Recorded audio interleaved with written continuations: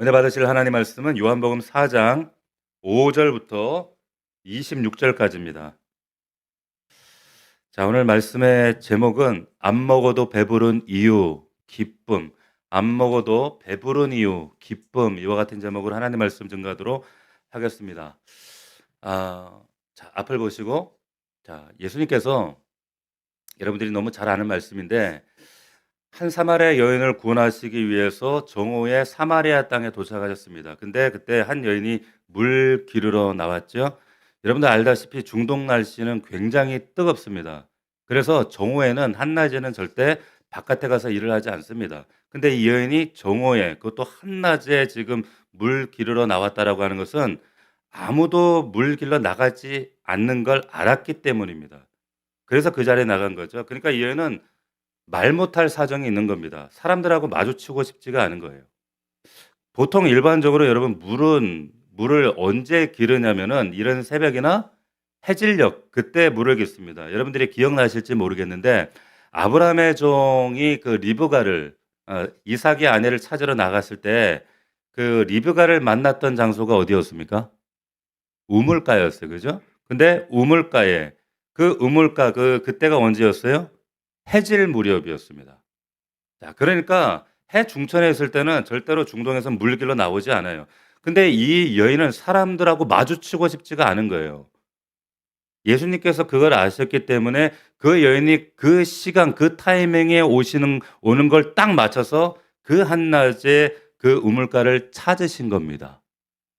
이게 세심한 주님의 마음이에요. 자, 그리고 예수님이 물가로 나온 그 여인에게 묻습니다. "나에게 물 좀 달라." 그랬더니 남자가 여자에게 말 거는 것도 이게 여상한 일이 아닌데 이건 파격적인 일이거든요. 더군다나 유대인 남자가 사마리아 여자에게 말 건넨다는 것은 있을 수가 없는 일입니다. 그러니까 사마리아 여인이 뭐라고 하는가? "당신이 유대인 남자인데 어떻게 저한테 말을 겁니까?" 이렇게 얘기를 하는 거예요. 그러니까 예수님이 어떻게 대답하시는가 하면 "네가 만약에 너에게 물 달라고 하는 내가 어떤 사람인지 네가 알았더라면 네가 나에게 물 달라고 했을 것이다." 이런 얘기를 하시는 거예요. 그러니까 이 사마리아 여인의 입장에서는 뭐예요? 굉장히 어이가 없잖아요. 왜냐하면 여러분 당시에는 물을 기르려고 하면은 개인이 각자가 다 두레박을 들고 다녀야 됐습니다. 그러니까 우리 그 옛날에 시골 가면 그 공동 우물이 있잖아요. 공동 우물 위에 보면 뭐가 달려 있어요? 두레박이 달려 있죠. 그러니까 우리 민족은 물을 같이 나눠 먹는 민족인데 얘네들은 안 그랬어요. 그러니까 각자 자기 두레박을 들고 다니는 사람들인데 여자가 그런 거예요. "아 예수님은 남자인데가 두레박도 없고 아무것도 없는데 도대체 당신이 뭔데 지금 나한테 물을 주겠다는 겁니까? 아니 이 우물은 야곱이 판 우물인데 당신이 지금 나한테 물을 준다고 라고 한다면 당신은 야곱보다 큰 사람입니까?" 이렇게 물었다는 거예요. 그랬더니 예수님이 여기서 갑자기 굉장히 심오한 얘기를 하십니다. 영적인 얘기를 하시는 거예요. 사실은 예수님이 이 얘기를 하고 싶어서 지금 사마리아 여인에게 접근하신 거예요. 뭐라고 하시는가 하면 "이 물을 마시는 자마다 다시 목마를 것이다. 그러나 내가 너에게 주는 물을 마시는 자들은 다시는 영원히 목마르지 아니할 것이다."라는 아리송하고 믿기 어려운 얘기를 하시는 거예요. 자, 이렇게 얘기해도 이 여인이 그 예수님의 말을 알아듣습니까? 못 알아듣습니까? 못 알아들어요. 이게 뭔 소린가 그러는 거죠. 그러면 요한복음에 보면 굉장히 특징적인 장면들이 많이 등장하는데 그 특징 중에 하나가 뭐냐면 육체에 속한 사람, 다시 말하면 육에 속한 사람과 영에 속한 사람을 이걸 대비적으로 아주 강력하게 대조해서 이렇게 등장을 시켜 놓습니다. 그래서 예수님은 계속 영적인 얘기를 하는데 육에 속한 사람들은 계속 육적인 얘기 못 알아듣는 소리만 하는 거예요. 그래서 이 영적인 사람과 육적인 사람을 이 대비해서 평행적으로 계속 등장을 시키는 것이 보여진다는 거죠. 예를 들면 이 앞장에 요한복음 3 장에 보면은 니고데모라는 사람이 나와요. 아시죠? 이 니고데모가 예수님 앞에 와 가지고는 하나님 나라에 관한 일을 묻는단 말이에요. 그래서 뭐라고 얘기하냐면 "하나님 나라 어떻게 하면 내가 하나님 나라의 정말 거룩한 일원이 될 수 있는가?" 그럴 때 예수님께서 대뜸 그 니고데모에게 뭐라고 말씀하시냐면 이런 얘기를 하세요. "내가 진실로 진실로 너에게 이르노니 사람이 거듭나지 아니하면 하나님 나라를 볼 수 없느니라 이런 얘기를 하셨단 말이에요. 그러니까 니고데모가 뭐라고 대답했는지 여러분 기억나시나요? 뭐라고 대답했어요? 주여, 아니 어찌하여 사람이 다시 태어납니까? 거듭난다는 건 두 번 태어난다는 거니까 아니 그럼 두 번째로 모태로 들어갔다가 나와야 됩니까? 라는 얘기를 했단 말이에요. 이 말은 니고데모는 거듭난다는 말을 무엇이 다시 태어난다는 것으로 오해했다는 말이에요? 육체가 몸이 다시 태어나는 것으로 이렇게 오해하고 있었다는 뜻입니다. 그러니까 철저히 육신적인 사고에 갇혀서 예수님이 말하는 그 영적 세계에 대한 그 말씀을 도무지 못 알아듣는 거예요. 이게 육을 가진 사람의 특징들입니다. 사마리아 여인도 마찬가지인 거예요. 예수님은 이 물은 성령을 두고 말씀하시는 얘기인데 내 속에 영원토록 넘쳐나는 그 샘물, 영원한 기쁨, 구원과 생명의 은혜를 내가 너에게 줄 것이다 라고 얘기했지만 그걸 듣는 사마리아 여인은 마시는 물을 생각했단 말이에요. 마시는 물. 그래서 이 여인이 이제 동문서답을 해요. 뭐라고?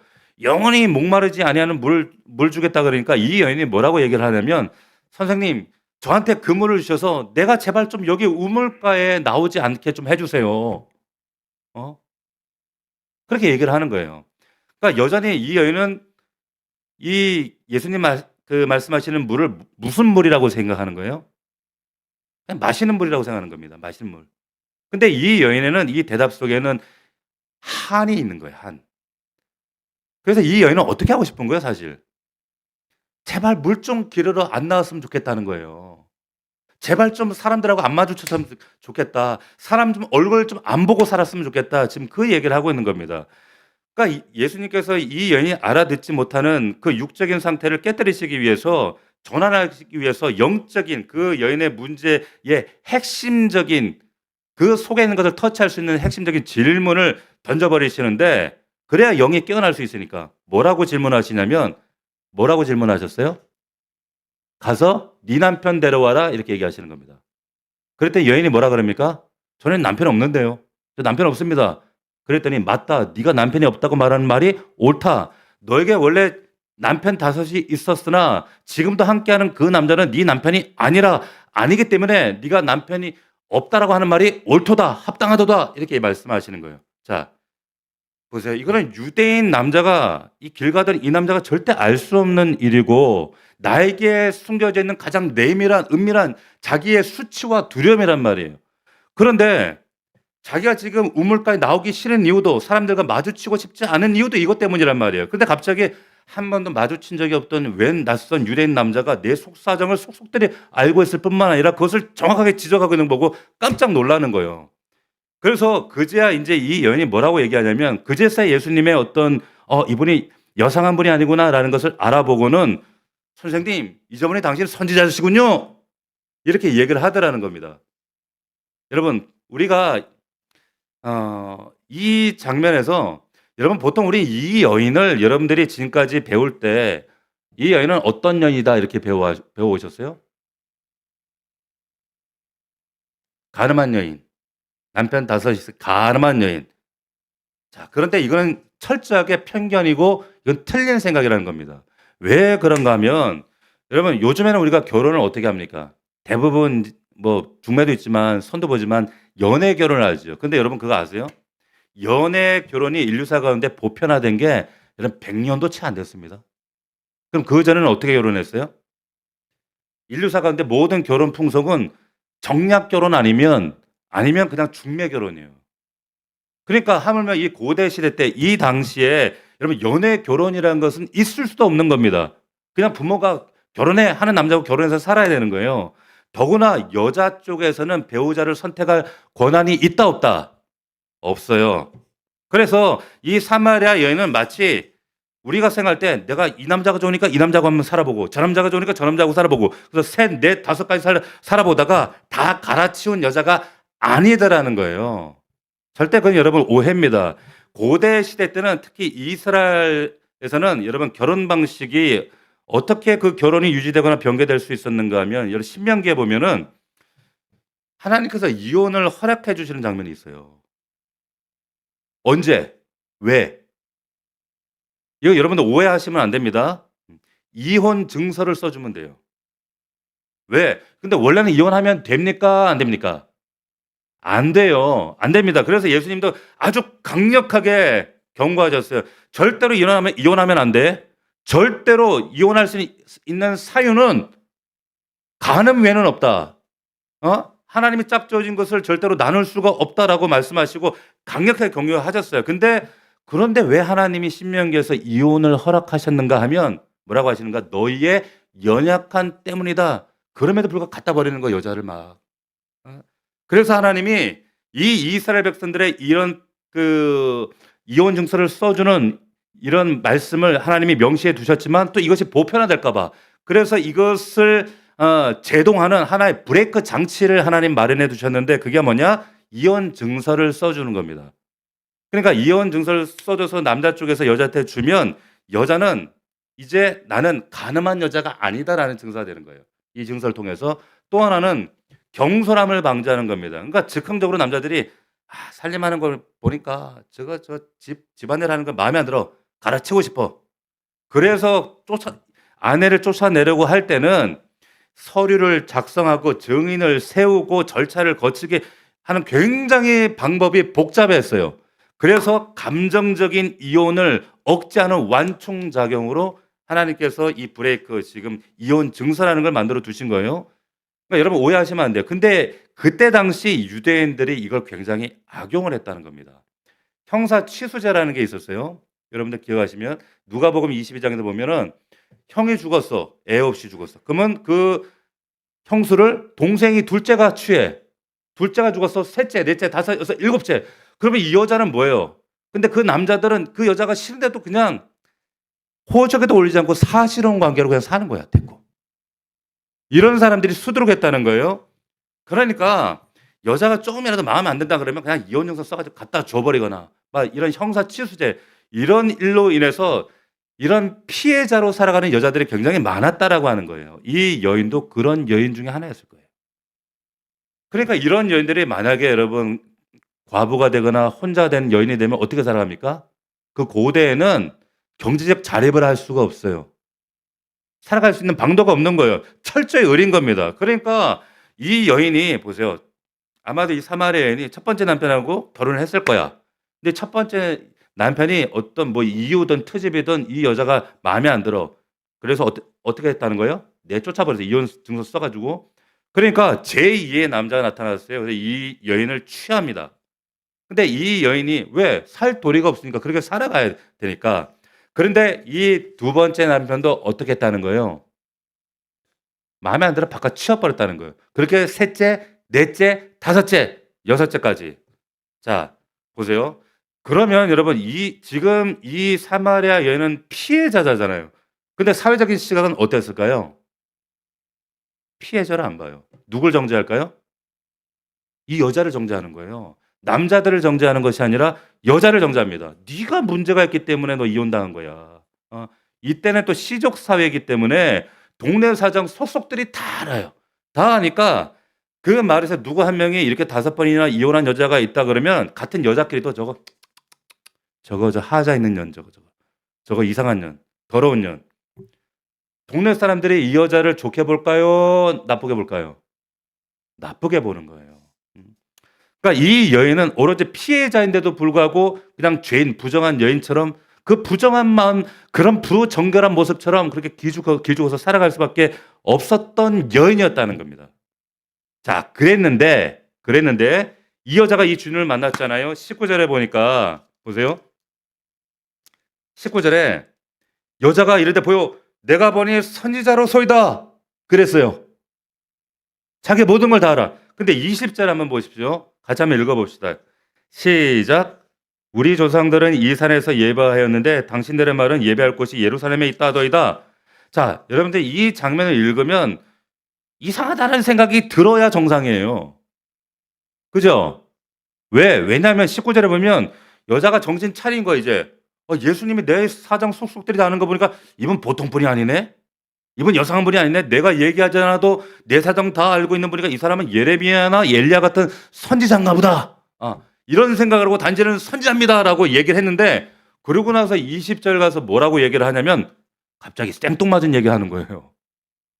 우리 조상들은 이 산에서 예배했는데 당신들은 유대인들 말합니다. 당신 유대인들은 예배할 곳이 예루살렘이라고 하던데요. 자, 이렇게 얘기한단 말이에요. 그러면 이거 지금 여러분 생각할 때 이게 앞뒤 문맥이 맞아요?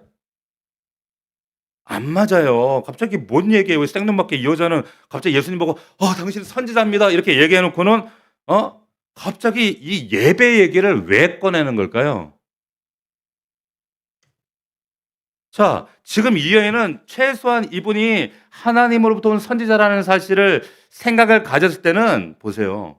이 여인은 이제 자기 속에 있는 가장 깊숙한 것, 내밀한 것, 은밀한 것, 가장 첫 번째 소원을 실상 이제 끄집어내는 거예요. 내가 가지고 있는 가장 깊은 고민은 바로 이겁니다라는 걸 끄집어내는 겁니다. 그럼 자기가 가지고 있는 가장 깊은 고민은 뭐라는 거예요? 예배라는 거예요. 예배. 그럼 우리는 그런 생각이 들어. 예배가 왜 고민이요? 예배 그냥 대충 드리면 되지? 우리 이런 생각을 하는데 여러분 한번 생각해 보세요. 예배가 왜 이 여인에게 고민이 될까요? 예배가 이 여인에게 왜 문제거리가 될까요? 예배가 왜 이 여인에게 인생의 화두거리가 될까요? 왜? 왜냐면 이 여자는 수많은 사람들에게 지금 손가락질 당하는 여자예요. 부정한 여인, 정결하지 못한 여인. 그렇게 손가락질을 받으며 사는 여인인데 그러면 이 여인의 가장 큰 소원이 뭐겠습니까? 뭘까요? 내 죄를 어떻게 하고 싶다? 씻고 싶다. 내 죄를 씻고 싶다. 내 죄 좀 없어졌으면 좋겠다. 나도 정결한 여인이 되었으면 좋겠다. 나도 정결한 하나님의 사람으로 좀 떳떳하게 하나님 예배했으면 좋겠다라는 게 여러분 소원이지 않겠습니까? 나도 하나님의 좀 바른 사람으로 서서 떳떳하게 예배할 수 있는 정결한 사람으로 살았으면 좋겠다. 이게 이 여인의 가슴 속에 늘 한처럼 맺혀 있는 큰 소원이었다는 거예요. 나도 내 죄 좀 씻고 싶다. 그런데 하나님은 이러한 자를 사랑하세요. 여러분, 하나님은 심령이 가난한 자를 사랑하십니다. 하나님은 의에 줄이고 목마른 자들을, 이런 자들을 천국이 저희들 것이라고 하셨어요. 하나님 이런 자를 사랑하신다는 거예요. 왜 그러냐? 하나님 이런 자를 사랑하세요. 자신의 한계를 본 자. 그래서 어떻게든지 주님 앞에 정말 흠없이 온전한 모습으로 서기를 사모하는 자를 하나님, 그러한 사람들을 하나님 사랑하신다는 거예요. 근데 하나님은 정반대인 사람들을 미워하십니다. 내가 뭔 죄 졌는데? 내가 왜 죄인인데? 아니, 내가 여러분 전도하다 보면, 여러분 불신자들 전도하다 보면 이렇게 반응하시는 분들이 있잖아요. 아니, 목사님, 내가 뭘 전과자도 아닌데 나보고 자꾸 죄인이라고 하십니까? 제가 남한테 이렇게 잘해준 건 없지만, 착하게 산 건 아니지만, 그렇다고 남한테 해코지 한 적이 없는데요? 왜 나보고 죄인이라고 하십니까? 이런 분들이 있어요. 여러분, 이런 분들은 자신이 얼마나 어둠 속에 있고 정말 자기 안에 있는 죄가 얼마나 큰지를 자각을 못하는 겁니다. 근데 그 자각은 오로지 누구로부터? 성령 하나님으로 말미암지 않고는 그 영적인 자각이 일어나지 않아요. 자, 자기 안에 여러분 모자람을 발견한다라고 하는 것은, 그래서 이게 얼마나 놀라운 영적인 은혜요 축복인지 모릅니다. 예수님이 그래서 이 여인을 사랑하시는 거예요. 그래서 일부러 찾아오신 겁니다. 사랑하기 때문에. 자, 그래서 저는 오늘 이 설교를 준비하면서도 혹시 이런 생각을 했어요. 분명 오늘 이 설교를 듣는 이 자리에 혹시 우리 성도들 가운데서도, 우리 사랑하는 성도들 마음 안에도 이 설교가 반드시 필요한 분이 있을지 모른다. 우리 성도들 가운데도 의에 줄이고 목마르고 가난하고 그 가난한 심령 가운데 굶주린 영혼이 있다면 이 자리에서 이 말씀 통해서 예수님 만나시기를 주의 이름으로 축원합니다. 축복합니다. 자, 이 여인이 생뚱맞게 예배에 대한 얘기를 꺼냈단 말이에요. 그러면 이 여인은 지금 여인은 뭘 어떻게 하고 싶은 거냐면, 그때 당시에 죄 씻는 유일한 방법은 뭐냐면 성당 가서 뭐 하는 겁니까? 어떻게 하는 거예요? 제물 드리는 거예요. 제사 드리는 거. 그러니까 속죄제나 속건제 5대 제사를 통해서 자신의 모든 죄를, 허물을 씻어버리는 거예요. 그 방법이 유일한 대안이었단 말이에요. 그러니까 사마리아 사람들은, 그런데 이게 돼요, 안 돼요? 더군다나 여잔데? 안 되는 거예요. 불가능하단 말이에요. 사마리아 사람이라면 여러분들이, 이건 한마디로 뭐냐면 혼혈인이다 이 말이에요. 유대인은 유대인인데 이방인하고 피가 섞였어. 그래서 유대인들은 사마리아인데 그러면 개 취급했단 말이에요. 저거 이방인들은 피 섞인 것들. 어? 너희 이방인하고 너희는 피 섞였기 때문에 우리하고 같이 예배드릴 수 없어. 그래가지고 멸시했어요. 성전에 들어갈 수 없었습니다. 그러니까 이 사마리아 사람들은 산지에 거주를 했는데, 그럼 이 사마리아 사람들이 어디 가서 예배를 했는가? 거기 가면은 사마리아 땅에 세겜 땅에 가게 되면은 두 산이 있습니다. 무슨 산? 무슨 산? 그리심산하고 에발산이라는 산이 있어요. 그 중에 그리심산이 하나님께서 명하신 거룩한 산이었어요. 그래서 그 거룩한 산에다 성전 지어놓고 거기서 예배를 드리고 있는 거예요. 근데 거기서 예배 드리면 정통파 유대인들이 뭐라고 하냐면, 야 이거 자식들아, 너희들만 거기서 예배 드리면 아무 소용없어. 야 그 하나님이 뭐라 그랬는 줄 알아? 야 율법 신명기에다 딱 명기해놨잖아. 하나님이 정해놓은 자리, 정해놓은 장소 거기서 예배 드려 하나님 받으신다 그랬어. 아유기 답답이더라. 이렇게 얘기를 했단 말이에요. 자, 그러면 이 말이 맞습니까? 틀립니까? 대답해 보세요. 맞습니까? 틀립니까? 맞아요, 여러분. 맞아요. 신명기에, 여러분, 신명기 율법에 보면 뭐라고 얘기했냐면, 모세가 이런 얘기를 했어요. 너희가 약속한 땅에 들어가면 너희 사는 곳에 아무 데나 예배 드리면 안 되고, 그러면 안 된다는 거예요. 왜? 그러면 어떻게 돼요, 여러분? 예배의 규율과 법도가 엉망진창이 되는 거예요. 지 마음대로 예배 드려버리는 거예요.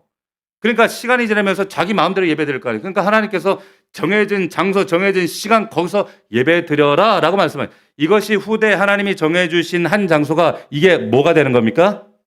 예루살렘 성전이 되는 겁니다. 예루살렘. 그래서 성전에서 예배 드리는 게 진짜 예배라고 하는 거예요. 그래서 열왕기에 보면은 하나님이 산당을 제거하지 않은 것을 두고 하나님께서 굉장히 진노하시는 장면이 많이 나와요. 그러니까 어떤 왕들은 산당을 제거하고 어떤 것들은 또 제거를 안 해. 그것 때문에 하나님 화내시는 거예요. 그게 그 이유라는 겁니다. 그래서 정통파 유대인들이 사마리아 사람들 향해서 뭐라고 얘기하냐면, 야 너희는 거기서 예배 드려봐야 소용없어. 그 하나님 그 예배 안 받아 라고 얘기를 했단 말이에요. 그러면 사마리아인들이 예배 드릴 수 있는 방법은 뭐예요? 예루살렘 가서 예배 드리면 되겠네. 그런데 그게 물리적으로 된다 안 된다? 안 된다. 안 되니까, 그러면 예루살렘 안 되니까, 더구나 여잔데 그리고 사마리아 사람인데 예배가 안 된단 말이에요. 이게 안 되는 거예요. 그러니까 이 여인은 마음이 어떤 거예요? 평생에 절망과 낙심밖에 없는 거예요. 도무지 나의 이 부정함과 나의 이 정결하지 못함을 도무지 내 평생에 씻을 수 있는 방법이 없구나. 이 낙심과 절망을 안고, 그래서 아무도 만나지 않는 사람 피해가지고 그 한낮에 우물가를 오가는 그런 여인이었다는 거예요. 그런데 그 여인에게 예수님이 찾아오신 거예요. 만나주러 오신 거예요. 그러면서 충격적인 얘기를 하신다는 겁니다. 여러분 21절 한번 보십시오.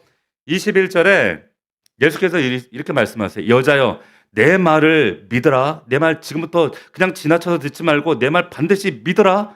이 산에서도 말고, 21절이죠. 이 산은 무슨 산이에요? 그리심산이에요. 그리심산도 말고 예루살렘 성전도 말고 너희가 아버지께 예배할 때가 온다. 너희가 알지 못하는 것을 예배하고, 너희라는 것은 사마리아인들이에요. 우리는 아는 것을 예배하노니 이는 구원이 유대인에게서 난다. 22절은 무슨 말이냐면 한마디로 이 말이에요. 유대인들이 하는 말이 맞기는 맞다. 지금 얘기하는 거예요. 근데 23절 한번 같이 읽어볼까요? 시작. 아버지께 참되게 예배하는 자들은 영과 진리로 예배할 때가 오나니 곧 이때라. 아버지께서는 자기에게 이렇게 예배하는 자들을 찾으시니라. 이렇게 얘기하신단 말이에요. 자, 그러니까 지금 예수님은 이제 완전한 새 시대가 도래했다. 어떤 시대냐? 이제는 장소와 시간에 구애받지 않고 모든 사람들이 하나님을 단독으로 대면할 수 있는, 예배 드릴 수 있는 때가 온다라고 말씀하시는 겁니다. 더 이상 예루살렘 성전 갈 필요도 없고 그리심산에 올라갈 필요도 없는, 정말 시간을 정할 필요도 없고, 그럼 어떻게 예배할 수 있느냐? 하나님을 아버지로 부르는 사람들이라면, 하나님이 아버지라면, 그러면 하나님께 직접적으로 나가서 예배 드리는 때가 온다. 그러면 어떤 방식으로 이제는 예배를 드리는가? 동물의 제사가 아니라 어떻게? 영과 진리로 예배 드리는 것이다. 자, 그러면 질문해야 돼. 영과 진리라는 게 뭐냐? 영은 뭘 뜻하는 겁니까? 여러분 옛날 성경에는 이 영과 진리로를 뭐라고 성경에 얘기했어요? 영과 진리. 옛날 성경에. 신령과 진정으로 이렇게 했죠. 그러니까 이 말은 우리 또 뭐라고 또 알아듣냐면 신령과 진정 그러니까 막 전심을 다해서 정성을 다해서 드리는 이런 예배라고 여러분들이 오해를 하시는데 신령과 진정, 영과 진리라는 정확한 번역은 뭐냐면 영은 뭘 얘기하는 거냐면 성령을 얘기하는 거예요. 그리고 진리는 뭐예요? 말씀. 그리고 조금 더 나아가면 이 진리는 말씀 그 자체이신 예수 그리스도를 말씀하는 거예요. 할렐루야. 자, 그러면 뭐냐? 1위이신 성부 하나님께 우리가 나아가기 위해서는 전엔 동물을 잡고 양을 잡고 염소를 잡고 그리고 정해진 장소에 가서 그렇게 예배 드려야만 했는데 이제 그게 아니라 1위이신 성부 하나님께 나아가기 위해서는 2위 예수 그리스도와 3위이신 성령 하나님을 통하여 1위 성부 하나님께 나아갈 수 있다라고 하는 것은 새로운 패러다임을 지금 제시하시는 거예요. 할렐루야. 이건 당시에 모든 사고방식을 깨뜨리는 완벽한 신학적인 새로운 패러다임으로 시프트를 해버리는 거예요. 예배 갱신입니다. 그러니까 새 시대가 도래했음을 예수님이 선포하시는 거예요. 할렐루야. 근데 잘 보세요. 25절에 이 여자가 보통 여자가 아니에요. 놀라운 지점이 이겁니다. 25절에 여자가 이르되 메시아 곧 그리스도라 하는 이가 오실 줄을 내가 아노니 그가 오시면 모든 것을 우리에게 알려주시리이다. 이 여인은요 공부 많이 한 여자입니다. 예배에 대한 사모함이 있으니까 그런데 자기는 방법이 없어. 근데 지금 이 얘기는 당신이 지금 방금 말한 이런 모든 패러다임 예배의 시프트가 일어나고 예배 갱신과 새 역사가 일어난다는 것을 저는 알아요. 저 알아요. 메시아라는 분이 올 거예요. 근데 그 메시아라는 분이 오면 이 모든 것을 저는 가르쳐 줄 것을 저는 알고 있습니다. 라는 얘기를 하고 있는 거예요. 여러분 이게 얼마나 엄청난 고백인 줄 아세요? 여러분 12명의 제자들도 뭐라고 생각했냐면 예수님이 예배를 바로 세우는 분, 갱신하는 분, 하나님과 우리의 관계를 이어주는 분으로 보지를 않았어요. 이 제자들도 뭐라고 생각했냐면 예수님은 저 예루살렘 중심에 가서 왕 되실 분이고 이스라엘을 해방시켜서 정적인 메시아로 등극하실 분이라고 생각했지 인간을 죄에서 구원할 분이라고 제자들은 생각을 하지를 못했어요. 그런데 이 일개 사마리아 여인은 뭐라고 생각했냐면 이 땅에 메시아가 오면 뭘 기억하는 사람으로? 예배를 기억하는 사람으로 하나님과 우리 사이를 이어주는 그런 존재로 오신다는 이런 분으로 이 여인을 알고 있었다는 거예요. 할렐루야. 그래서 저는 메시아를 기다리고 있습니다. 주님이 그럴 때 뭐라고 말씀하시는가? 너와 지금 얘기하고 있는 내가 바로 그다. 내가 바로 그 메시아다. 제가 만약에 그 여인이었으면 저는 심장이 그 자리에 터져가지고 아마 기절했을 거예요. 왜? 자기가 그토록 기다리고 고대하던 나를 정결하게 하고 나를 새삼으로 만들어줄 수 있는 그 메시아, 하나님을 영과 영으로 이어줄 수 있는 그 내가 사모했던 그 메시아, 그토록 고대하던 메시아, 모든 사람들이 나를 손가락질해서 그 한낮에 물 기르러 갈 수밖에 없던 나를 이제는 정결하게 바꿔줄 수 있는 그 메시아가 지금 내 눈앞에 서 계신 거예요. 할렐루야. 주님과 이런 만남이 있기를 원합니다. 그러니까 이 여인이 이제 어떻게 합니까? 물동이를 버려두고 어떻게 해요? 사마리아 동네 들어가서 나에게 이런 한 대를 보시오. 동네 사람들 나는 메시아를 만났소. 주님을 만났소. 이 사람이 메시아가 아니냐 외치는 거예요. 자, 이 여인에게 있어서 이 날이 가장 여러분 거듭난 날이요, 해방의 날이요, 기쁨의 날이요, 감격의 날이요. 정말로 이루 말할 수 없는 복되고 기쁜 날이었다는 거예요. 근데 또 한 가지 여러분 그 모습을 바라보고 계시는 예수님의 마음은 어떠셨을까요? 너무너무 여러분 기쁘셨어요. 왜? 보세요. 여러분 보세요. 이때 27절 한번 보세요. 아주 재미난 장면이 등장합니다. 불청객들이 등장해요. 제자들이 이렇게 돌아와서는 예수님이 여자가 말씀하시는 이 모습을 보고는 27절에 이상히 여겼다 그래요. 제자들이 돌아와서 예수께 여자가 말씀하시는 것을 이상히 여겼다 이렇게 얘기가 나옵니다. 그러니까 28절에 여자가 이제 물동이를 버리고 말로 들어갔어요. 30절에 동네 사람들이 예수께 나왔어요. 그 사이에 제자들이 예수님께 묻는 겁니다. 뭐라고 얘기를 합니까? 31절 보세요. 그 사이에 제자들이 청하여 이르되 랍비여 뭐라고 그래요? 잡수세요. 뭐냐? 예수님 밥 잡수세요. 이런 얘기를 했어요. 근데 이 제자들은 동네 들어가서 이미 다 먹고 와서 지들끼리. 그리고 예수님 거 챙겨가지고 이제 온 거예요. 그래서 예수님 거 갖고 와가지고 예수님 밥 드세요 이렇게 얘기했는데 예수님이 뭐라고 얘기하셨냐면 잘 보세요. 32절 같이 읽어봅시다. 시작. 이르시되 내게는 너희가 알지 못하는 먹을 양식이 자 그러니까 무슨 말이에요? 나 밥 먹을 필요 없다. 나 밥 안 먹어도 된다. 얘기하셨단 말이에요. 그랬더니 이제 육에 속한 사람들, 요한복음의 특징이라 그랬죠. 아까 말한 사람들처럼 이 육에 속한 사람들의 특징이 뭐냐? 이제 또 이렇게 반응하면 야 누가 먹을 것 갖다 드렸냐? 이렇게 나오는 거예요. 자, 근데 예수님은 지금 내가 밥 안 먹어도 된다라는 얘기는 여러분 우리식으로 얘기하면 이거 무슨 말이에요? 무슨 뜻입니까? 쉬워요. 어? 예? 나 안 먹어도 배부르다 그 말이에요. 나 안 먹어도 될 만큼 지금 충만해. 뭘로? 기쁨으로. 아시겠어요? 어? 지금 예수님은 기쁨으로 충만하거든요. 그래서 나 안 먹어도 배부르다 하신 거예요. 그래서 오늘 말씀 제목은 뭡니까? 안 먹어도 배부른 이유 기쁨이란 말이에요. 예수님은 지금 한 영혼이 주님 앞으로 돌아온 것이 너무너무 기쁘고 충만하고 행복하거든요. 저 사마리아 동네가 저 한 여인으로 말미암아 지금 예수님 앞으로 돌아온 게 너무너무 행복하고 기쁘신 거예요. 그 역사를 눈으로 보고 있잖아요. 너무너무 감격적인 순간을 보시면서 예수님은 밥 안 먹어도 돼. 예수님에게는 인생의 최고의 그 삶의 최고의 기쁜 순간이었단 말이에요. 사랑하는 여러분, 인생에서 여러분 최고의 기쁨을 여기서 발견하셔야 됩니다. 그래서 예수님은 자신의 삶의 가장 큰 기쁨을 어디에서 얻으시고 실제로 어디서 찾으셨냐면 하나님이 자신에게 주시는 그 사명을 이루시고 완수하시고 성취하시는데 거기서 가장 큰 기쁨을 누리셨어요. 할렐루야. 오늘 본문 말씀에서 34절 보십시오. 같이 읽어봅시다. 시작. 예수께서 이르시되 나의 양식은 나를 보내신 이의 뜻을 행하며 그의 일을 온전히 이루는 이것이니라. 자, 내 양식은 나를 보내신 이의 뜻을 행하고 그 일을 성취하는 거야. 이게 나의 기쁨이야. 근데 여러분들이 이 말씀을 읽을 때 여러분들은 어떤 느낌이 드시나요? 여러분들 이 말씀 읽을 때 그렇지 예수님은 그렇지 라고 여러분들이 느끼신다면 여러분 너무 불행한 거예요. 이 말씀을 읽을 때 나도 그런데 어떻게 예수님은 어떻게 내 마음을 이렇게 잘 표현해 두셨지? 나도 그런데 이런 마음이 드셔야 여러분 바른 그리스도인의 모습이다라고 하는 것입니다. 저는 이 말씀을 읽을 때 이 고백이 너무 저에게 다가왔어요. 여러분 저의 양식은 뭘까요?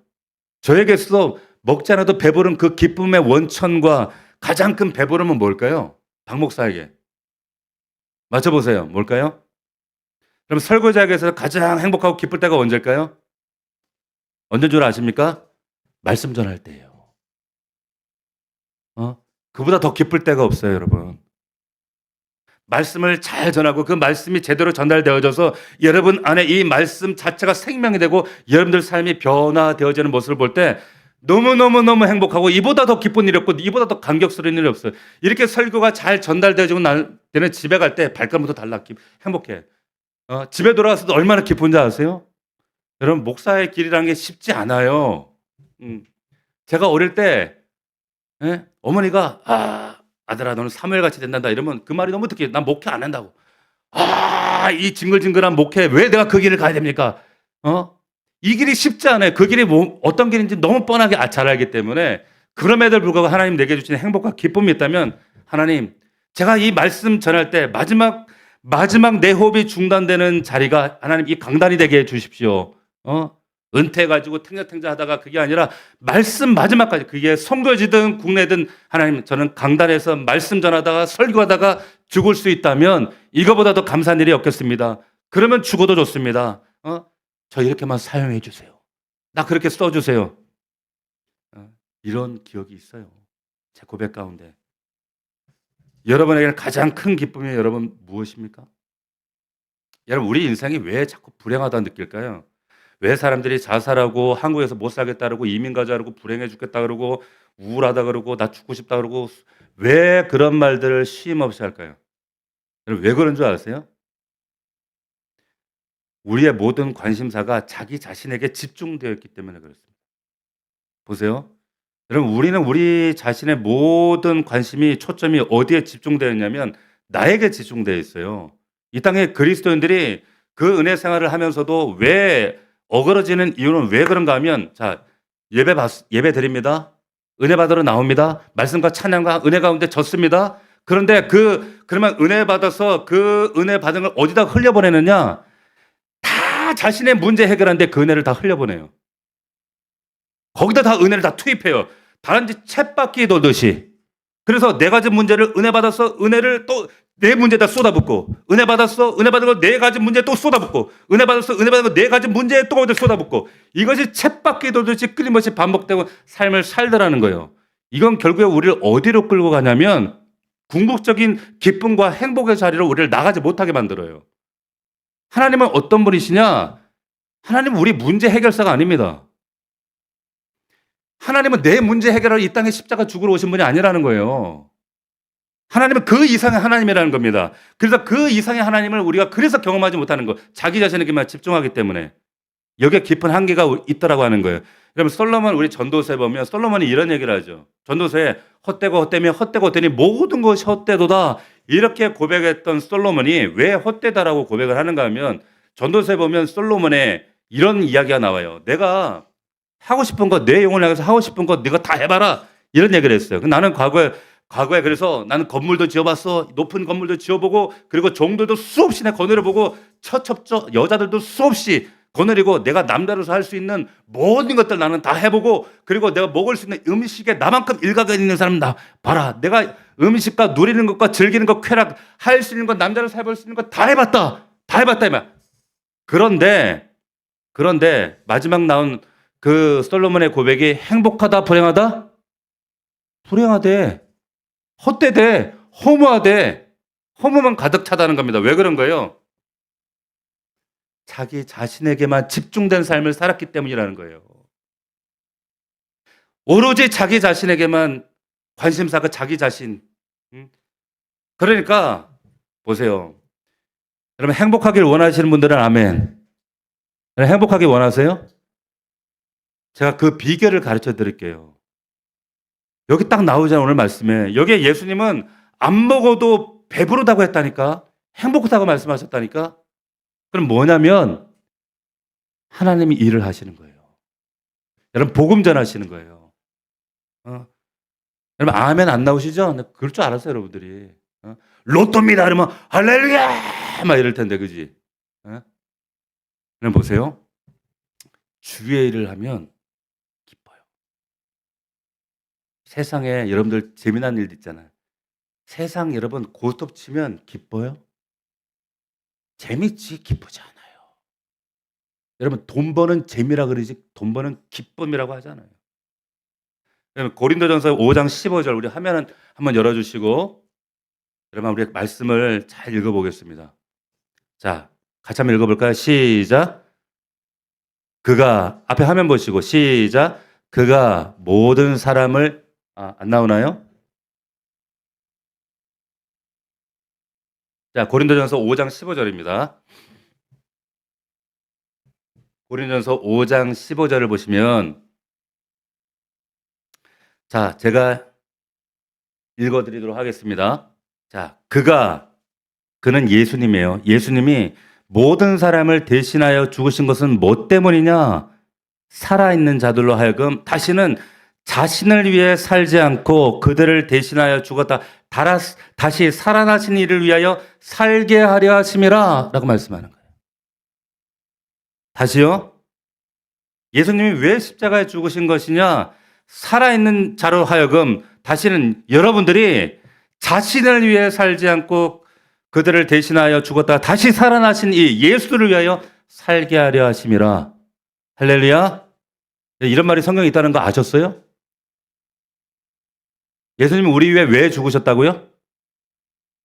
다시는 자기 자신을 위해서 살지 않고 오직 그를 대신하여 죽었다가 다시 살아나신 누구? 예수를 위해 살게 하려 하심이라.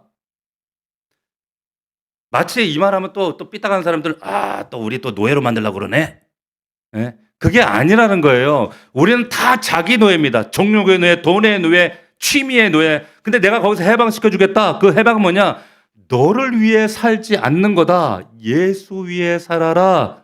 십자가를 져라. 멍에를 져라. 예수의 멍에를 져라. 그러면 너는 자유롭고 행복하고 기쁠 것이다. 신비죠. 그게 여러분 바로 한마디로 말하면 뭐냐면 하나님 손에 들림받아서 쓰임받는 인생이 되는 거예요. 할렐루야. 그게 가장 행복한 인생이라는 겁니다. 하나님 나라와 의를 위해서 여러분 인생이 하나님께 사로잡혀서 하나님이 원하시는 곳에, 하나님이 보내시는 곳에, 하나님이 원하시는 방식으로 쓰임받는 게 그게 가장 행복한 거라고요. 그러니까 엄한 데 가서 제발 용서하지 말라는 거예요. 여러분 세상에 여러분 그 원하는 거, 여러분 그 남자, 그 여자, 그 돈 취해도 여러분 행복하지 않아요. 여러분 그거 가져도 행복하지 않는다니까요. 여러분 그 건강 가져도 행복하지 않아요. 그러나 여러분 그거는 다시 목말라요. 마셔도 또 목마를 겁니다. 그러나 주님이 주시는 물을 마시는 자는, 주님께 붙들린 자는, 주님께 인생이 사로잡힌 자는 여러분 영원히 목마르지 않고 영원한 기쁨으로 삽니다. 할렐루야. 여러분 그래서 우리 마지막 날에 우리 다 같이 주님 앞에 서는 날이 있을 거예요. 그날에 주님 앞에 섰을 때 그 위대한 주님의 칭찬과 찬양과 그 영광의 대열에 합류해서 하나님을 두 손 높이 들고 찬양할 수 있는 저와 여러분들 되시기를 주의 이름으로 축복합니다. 축원합니다. 아멘. 기도하겠습니다. 하나님,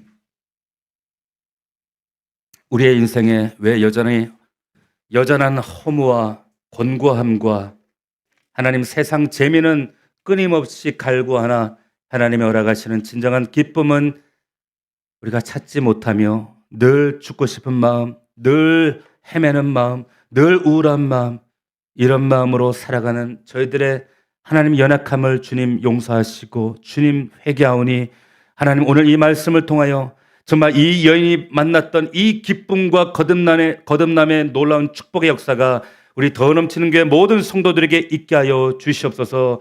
하나님 이 사마리아 여인의 회복과 구원의 역사를 통하여 우리 주님은 안 먹어도 배부르셨던 그 충만한 기쁨을 누리셨던 것처럼 우리에게도 주님 세상 것으로 배부르지 않아도 세상에 아버지 하는 그 모든 정욕과 욕망으로 나를 채우지 않아도 마시지 않아도 영원한 생수로 기뻐할 수 있고 마실 수 있고 충만할 수 있는 우리 더 넘치는 교회 우리 믿음의 종들이 다 될 수 있도록 아버지 축복하여 주시고 그 기쁨과 행복으로 하루하루를 저 본향 향하여 나아가는 우리 순례자들이 다 될 수 있도록 하나님 축복하여 주시옵소서.